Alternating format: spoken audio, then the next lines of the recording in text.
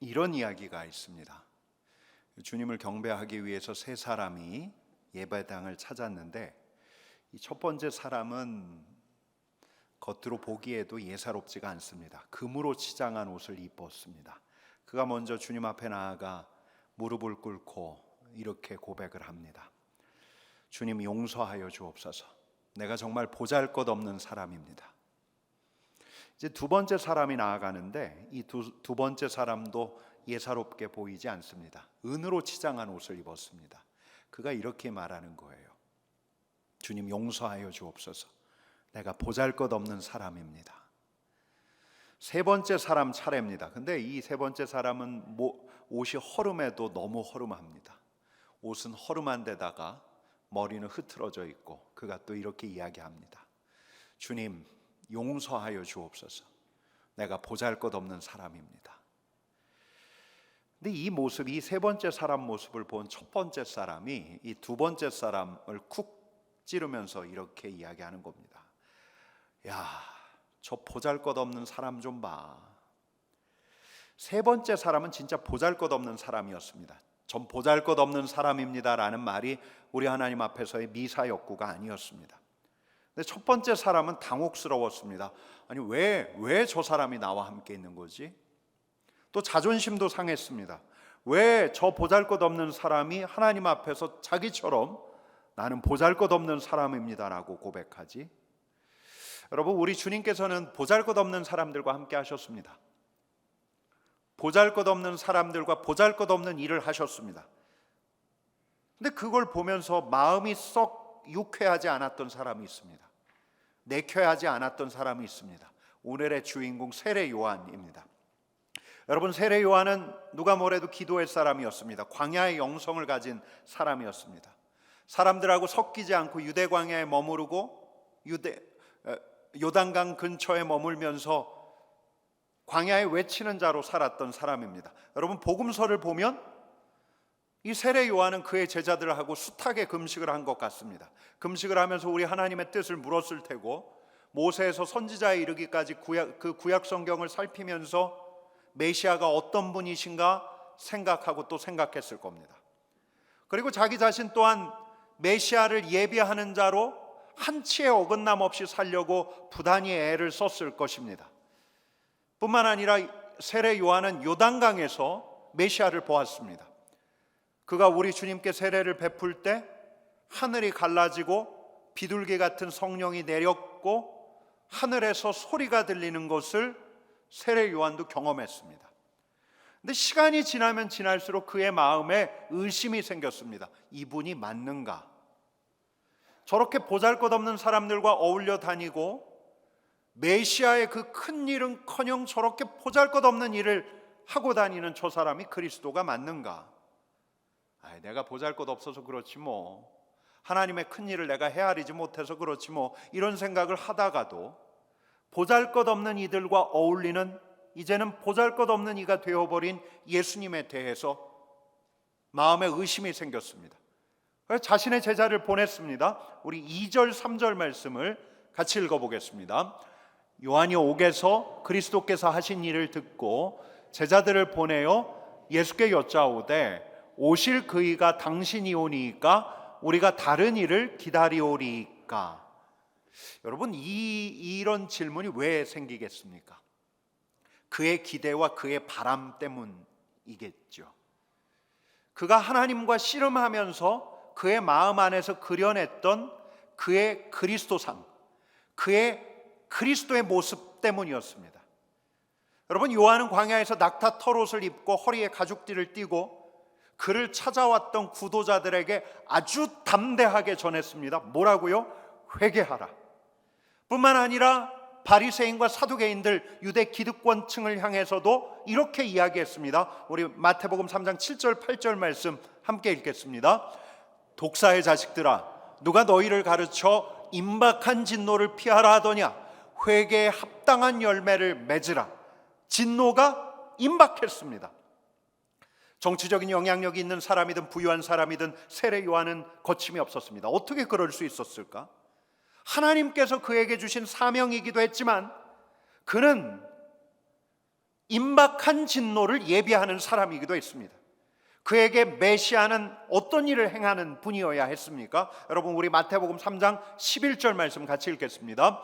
나는 너희로 회개하게 하기 위하여 물로 세례를 베풀거니와 내 뒤에 오시는 이는 나보다 능력이 많으시니 나는 그의 신을 들기도 감당하지 못하겠노라. 그는 성령과 불로 너희에게 세례를 베푸실 것이요 나는 회개하기 위하여 너희에게 세례를 베풀지만 내 뒤에 오시는 그분은 불과 성령으로 세례를 베푸신다는 거죠. 성령의 불을 내리시겠다는 겁니까? 여러분, 우리 이 장면을 보면 우리 예수님께서는 오순절 성령 강림 바로 그때 성령으로 제자들과 함께 하셨던 분, 불같은 성령으로 함께 하셨던 분, 이렇게 생각할 수가 있는데 여러 이견들이 있지만 상당수의 신약학자들이 이 대목에서 세례 요한이 외쳤던 성령은 이런 성령이라기보다는 오히려 이런 성령입니다. 이사야서 4장 4절 말씀 같이 읽어보겠습니다. 이는 주께서 심판하는 영과 소멸하는 영으로 시온의 딸들의 더러움을 씻기시며 예루살렘의 피를 그 중에서 청결하게 하실 때가 됨이라. 아멘. 여러분, 여기서 영은 어떤 영입니까? 한번 보여주셔요. 어떤 영입니까? 심판하는 영. 어떤 영입니까? 소멸하는 영입니다. 마치 대지를 휩쓰는 폭풍과도 같이 성령은 하나님의 백성을 심판하시고 정결하게 할 겁니다. 태울 것은 태우고 너저분한 것들은 다 심판하고. 여러분, 바로 세례 요한은 예수님을 심판주로 확신하고 있었습니다. 그가 마태복음 3장 12절 계속 이어서 이렇게 이야기하고 있습니다. 같이 읽겠습니다. 손에 키를 들고 자기의 타작마당을 정하게 하사 알곡은 모아 곳간에 들이고 쭉정이는 꺼지지 않는 불에 태우시리라. 그리스도께서 오시면 이 세상에 만연한 악을 심판하시되 하나님의 백성 알곡들은 따로 모아 곳간에 들이고 거룩하지 못한 더럽고 추한 이들은 그 쭉정이와도 같은 이들은 불에 태우실 거라고 강력하게 선포했던 이가 세례 요한이었습니다. 여러분, 세례 요한은 그리스도에게서 어떤 사역을 기대했습니까? 거룩한 심판자였습니다. 세상의 악과 불의에 대해서 열변을 토하고 이 세상 이스라엘 곳곳에서 거룩한 하나님의 백성들을 모아서 준비시키고 그 자리엔 혁명의 기운이 느껴지고 이제 정의의 왕 이스라엘 왕이 되셔서 이 세상의 알곡과 쭉정이를 갈라내시는 엄중한 일을 집행하셔야 할 분이 바로 이 그리스도셨습니다. 여러분, 세례 요한이 지금 어디에 있냐면 감옥에 있습니다. 그가 감옥에 갇힌 까닭은 헤롯 왕의 비행을 노골적으로 비판했기 때문입니다. 헤롯이 자기 동생 빌립의 아내 헤로디아를 취했습니다. 그런데 이 헤로디아는 진료예요. 헤롯의 진료, 조카딸입니다. 조카딸을 자기 아내로 삼았습니다. 요한은 하나님의 사자로서 거침없이 비판했지만 하나님의 사자이기에 비판하기도 했지만 그의 안에는 분명히 이런 믿음도 있었습니다. 곧 갈린다. 헤롯 곧 날아간다. 예언자가 예언한 대로 내가 세례를 베푼 그리스도께서 바로 왕좌에 오르실 것이다. 그가 저 왕좌에 오르면 저 정치적인 양아치의 헤롯을 단박에 심판하실 것이다. 이런 믿음이 있었기에 헤롯 앞에서 세례 요한은 더욱더 강력하게 하나님의 음성을 전할 수 있었습니다. 근데 지금 그는 어디에 있습니까? 감옥에 있습니다.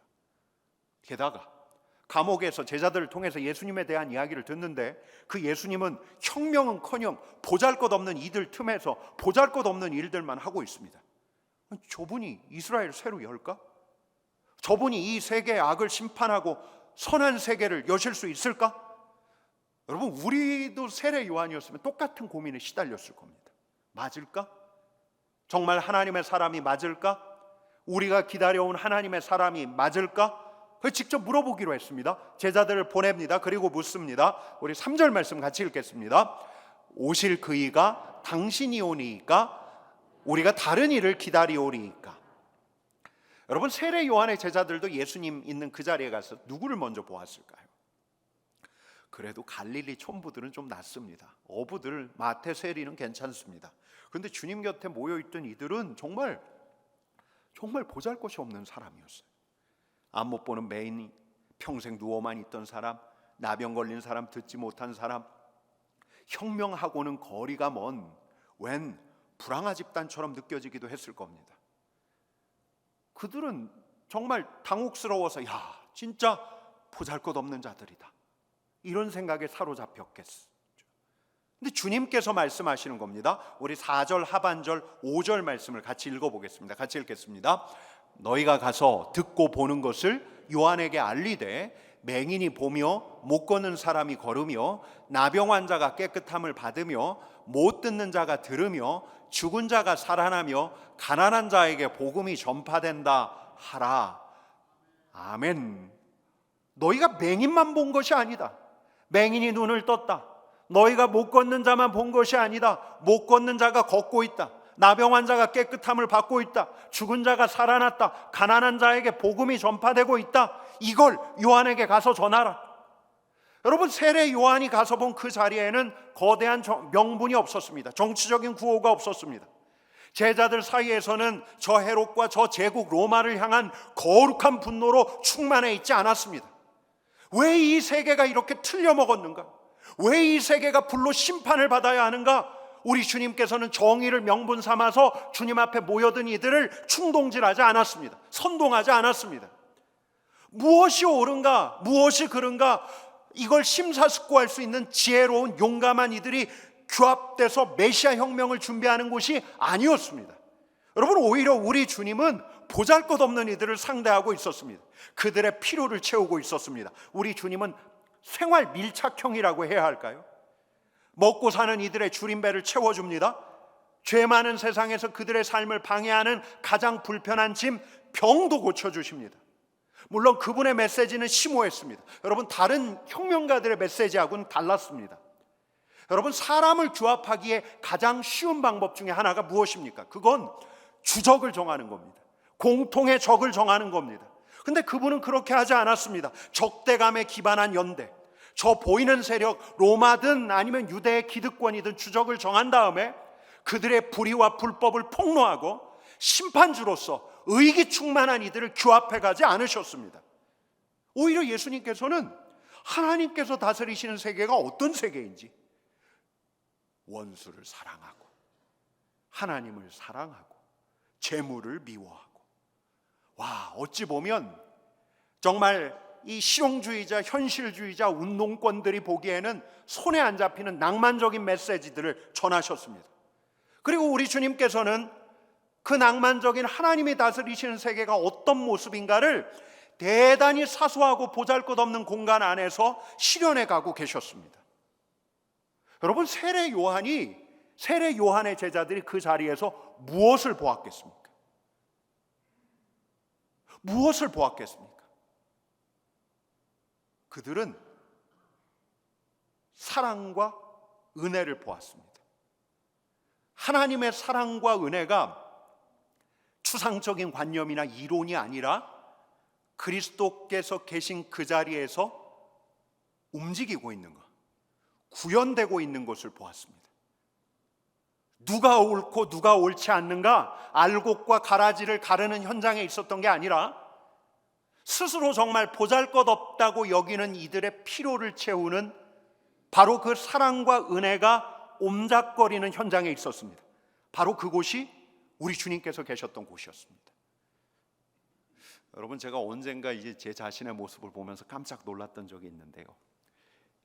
아주 별로 넓지 않은 도로에 제가 가고 있는 그 맞은편에서 이 노숙인 한 분이 걸어오는 겁니다. 여러분, 제가 어떻게 했을까요? 보폭을 넓혔습니다.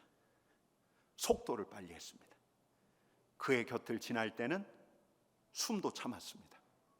그의 냄새를 맡고 싶지 않아서, 눈도 마주치지 않고 싶어서.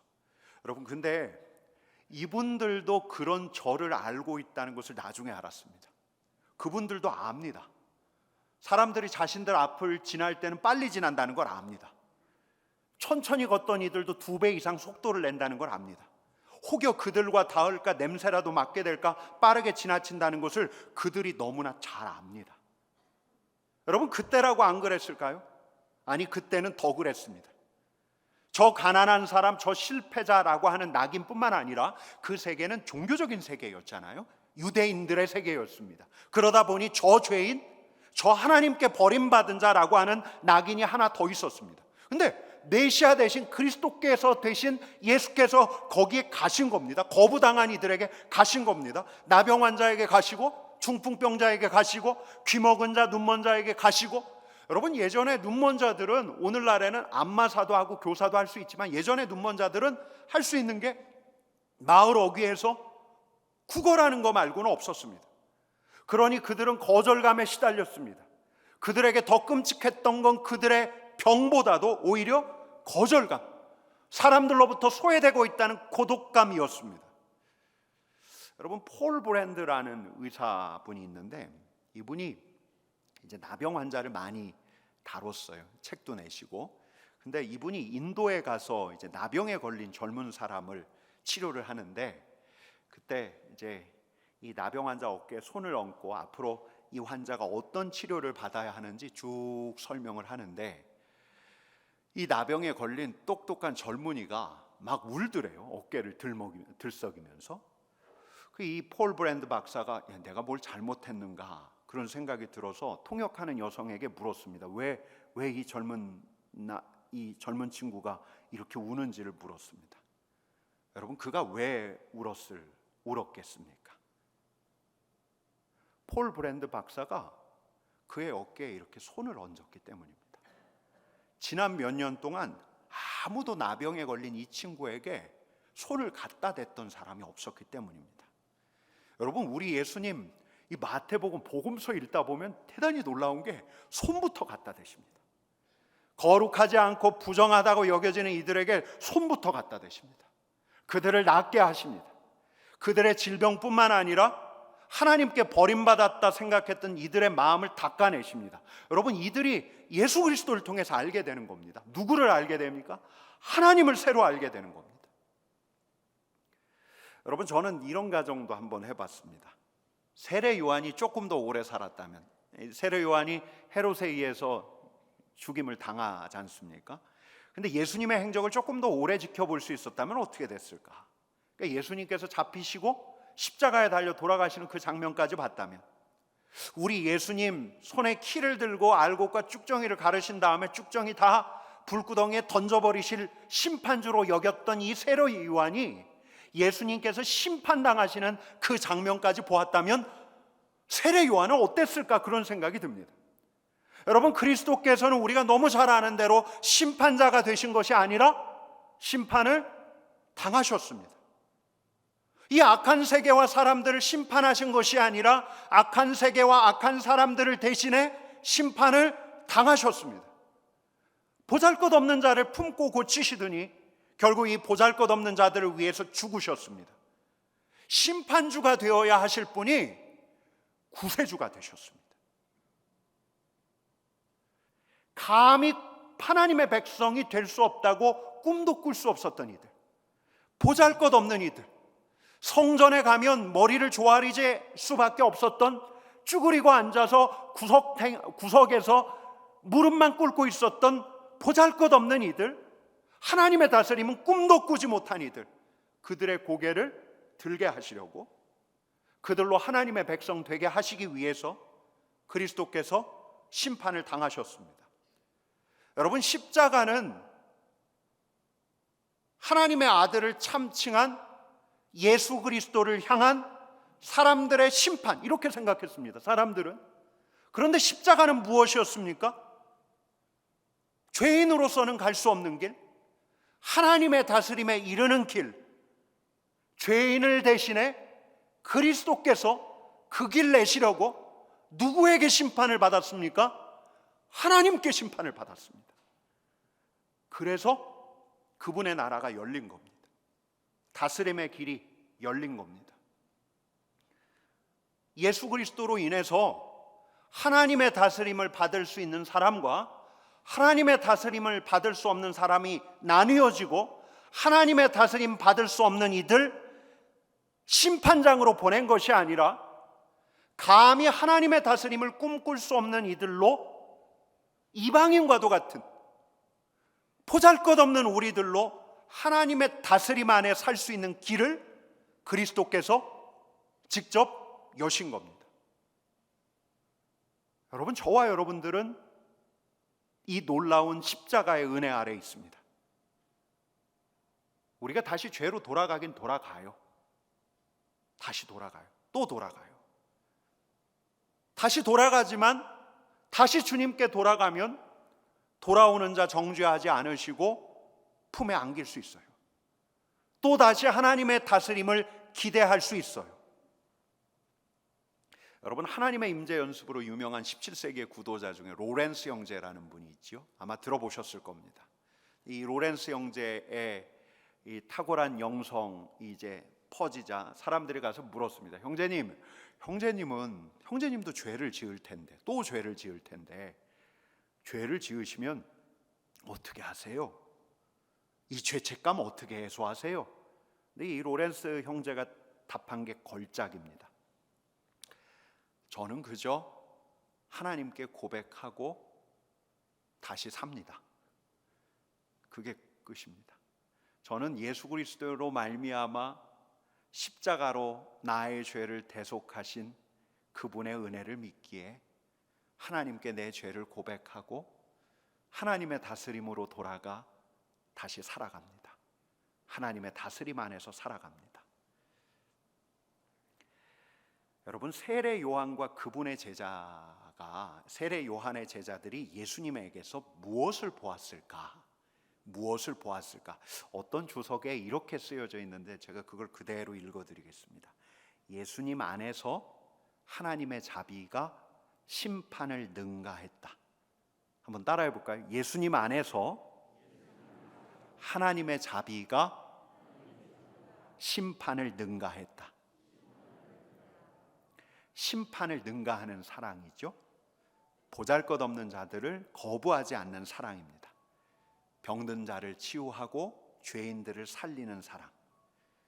정말 혁명을 통해서 심판주로 군림할 줄 알았던 그분인데 우리 예수님께서는 아무도 거절하지 않고 아무도 배제하지 않고 예수님에게 오는 이들을 안으시고 고치시고 사랑하시고, 보잘것없는 자들로 보잘것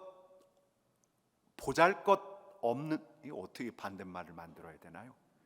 보잘것 없지 않은 자 되게 하시기 위해서, 하나님의 다스림 안에서 살아가는 백성 되게 하시기 위해서 죽으셨고 우리에게 오신 분이 바로 그리스도시라는 겁니다.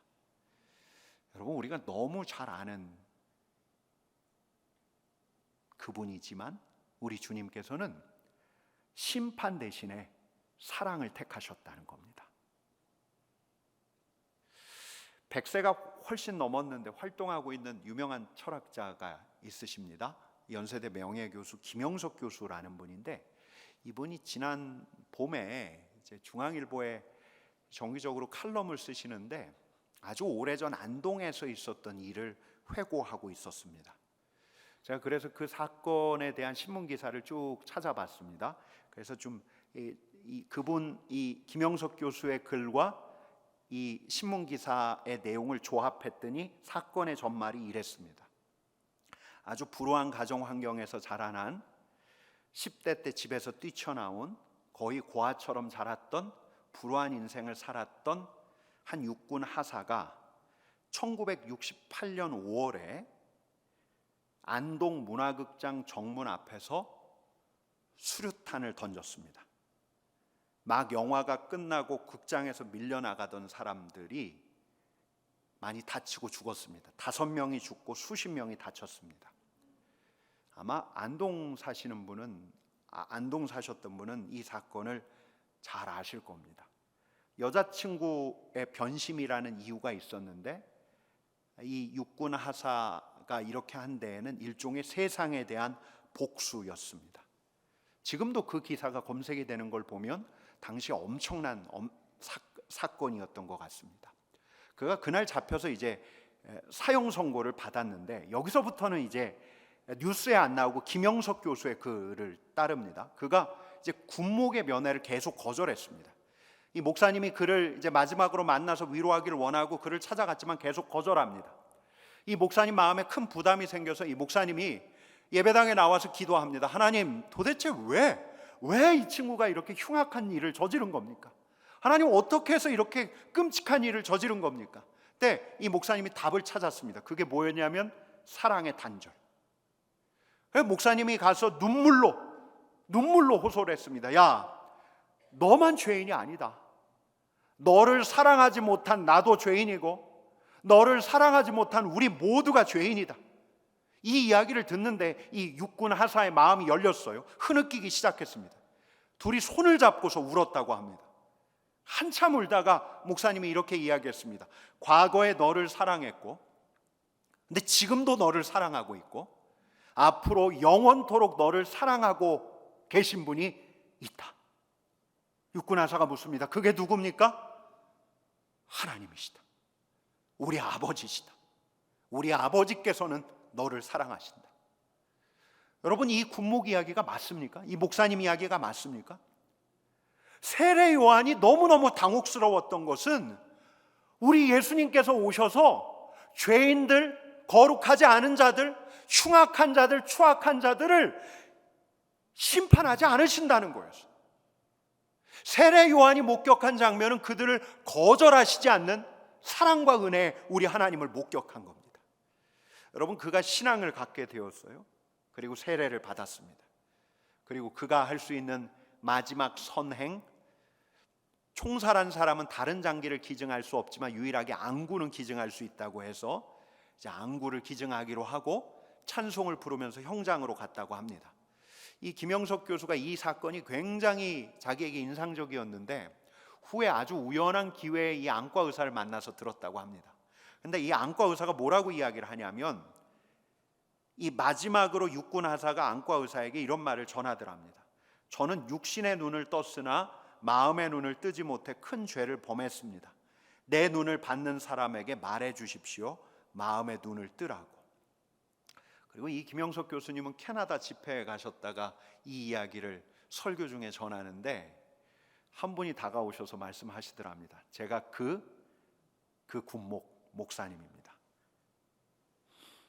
여러분, 김영석 교수의 요지가 이랬습니다. 범죄자를 보고 엄벌에 처해야 한다고 자기도 생각했다고. 근데 사랑이 필요하다고. 끔찍한 일을 저지르기 전에 이 사람을 사랑하는 사람이 있었더라면, 이 친구가 하나님의 사랑을 알았다면, 감사한 것은 그래도 그가 사랑을 알고 떠난 거죠. 우리는 그를 거절해도 그 흉악한 그 일을 거절하지 않는 우리 하나님의 사랑을, 보잘것없는 흉악한 그 일을 품는 십자가의 사랑을 알고 형장의 이슬로 사라진 거죠. 여러분, 우리는 우리에게 오신 주님을 사랑의 주님으로 뵙습니다. 우리를 구별하는 분이 아닙니다. 우리를 배제하는 분이 아닙니다. 우리가 보잘것없다고, 우리가 병들었다고, 우리가 나이가 많이 들어서 힘이 없다고, 이제는 교회에서 봉사할 힘이 없다고, 가난하다고 거부하시는 분이 아닙니다. 우리가 옳지 않다고, 우리가 우리가 역량이 없다고, 우리가 미숙하다고, 우리가 죄가 많다고 우리를 쭉정이로 분류하셔서 심판하시는 분이 아니십니다. 물론 마지막 때 우리 주님께서 악에 대한 최종적인 심판을 행하시겠지만 우리가 생각하는, 기대하는 그 이상으로 그분의 은혜와 사랑은 언제나 우리를 압도할 만큼 준비되어 있습니다. 지금도. 여러분, 그래서 우리는 그 은혜와 사랑을 더 경험해야 합니다. 보잘것없는 일을 받으신 그분의 품 안으로, 그분의 다스림에 참여하게 하시는 그분의 사랑이 우리 안에 차고 넘쳐야 합니다. 더 충만해야 합니다. 지금보다 더 충만해야 합니다. 더 충만해야 해요. 더 갈망하셔야 해요. 압도하는 그분의 사랑은 차고도 넘쳐요. 주실 준비가 되어 있어요. 여러분, 만약에 우리가 그걸 경험하지 않으면 우리도 당혹스러워할 거예요. 야, 어떻게 그 사람에게 그렇게 은혜를 주실 수 있어? 어떻게 그 악랄한, 어떻게 그 사람에게 그렇게 은혜를 주실 수가 있어? 여러분, 세례 요한보다 우리는 하나님의 사랑에 대해서 더 많이 들었습니다. 그러나 우리는 은혜가 없는 황량한 거절과 배제의 힘이 여전히 작동하는 이 은혜 없는 세상에서 발딛고 살아가고 있습니다. 그래서 얼마든지 세례 요한처럼 물을 수 있습니다. 정말 주님께서 주신 겁니까? 정말 주님께서 그 은혜를 그에게 베푸신 게 맞아요? 그 인간에게 왜 주십니까? 여러분, 그래서 우리 주님께서 세례 요한의 제자들에게 주셨던 이 말씀 우리가 또 들어야 합니다. 6절 말씀 같이 읽겠습니다. 누구든지 나로 말미암아 실족하지 아니하는 자는 복이 있도다. 누구든지 나의 사랑으로 말미암아, 나의 은혜로 말미암아 실족하지 아니하는 자는 복이 있도다. 여러분, 아이러니하지만 우리도 그럴 수 있다는 겁니다. 그러지 않기 위해서는 우리가 더 갈망해야 합니다. 주님의 다함 없는 사랑을 목말라 하고 찾고 또 찾아야 합니다. 뿐만 아니라 연습해야 합니다. 그분이 계신 바로 이 자리에서, 우리와 함께 동행하시는 그분이 계신 바로 이 자리에서 우리 예수님처럼 거절하지 않는 연습, 그 인간 배제하지 않는 연습, 품는 연습, 그 연습을 할 때라야 우리는 그분의 은혜와 사랑이 얼마나 큰지를 더 절절하게 경험할 수 있는 겁니다. 여러분, 대림절인데요, 이 한 주 우리 주님의 은혜와 사랑을 깊이 묵상하시길 바랍니다. 주님께서는 더 주시길 원하십니다. 그 은혜와 사랑을 꽉꽉 채워주시기를 원하고 계십니다. 그분 앞에 나아가셔서 빈손을 내밀고 주님께 은혜를 구하는 이 대림절 되시기를 축복합니다. 우리 같이 기도합시다.